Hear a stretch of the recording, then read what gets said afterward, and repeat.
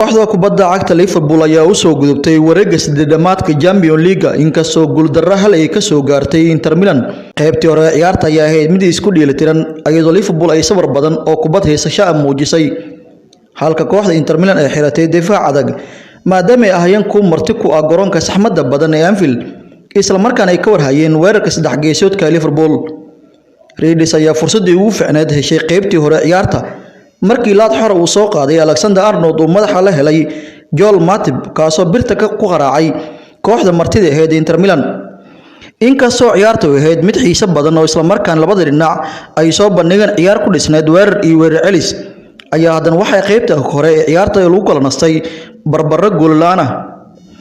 bilowgii qaybta labaad kooxda Liverpool ayaa halkeedii ka sii waday weerarka ay ku hayso goolka kooxda martida ahayd waxa isla markaasi birta qaraacay Mohamed Salah ayadoo goolka u furnaa.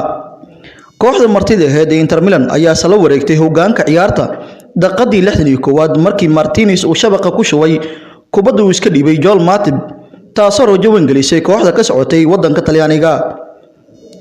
alla maxay ahayd habeen xanuun badneed ciyaaryaankii hore ee kooxaha Arsenal, Manchester United iyo Barcelona Alexis Sanchez kaasoo loo gooyay kooxdiisa Inter Milan markii qalad uusan ka fiirsan uu ku galay Fabinho isagoo hore jaalo u qabay waxayna keentay in casaan la siiyo oo ciyaarta laga saaro xilli kooxdiisa raadinaysay goolka barbardhaca ah in ciyaarta ay si nooleeyaan oo soo bixitaanka wareegga siddeedamaadka koobka Champions League.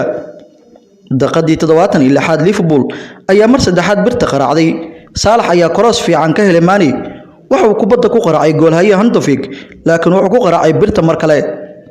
Liverpool ayaa cadaadis sii saaraysay Inter Milan ilaa ay daqiiqadii ugu dambeysay iyadoo Luis Diaz uu dhawaaday inuu goolka barbardhaca u keeno Reedis balse waxa ciyaartu ku soo dhamaatay 1-0 oo ay ku badiso kooxda Inter Milan balse ku artay wareegga 16-ka.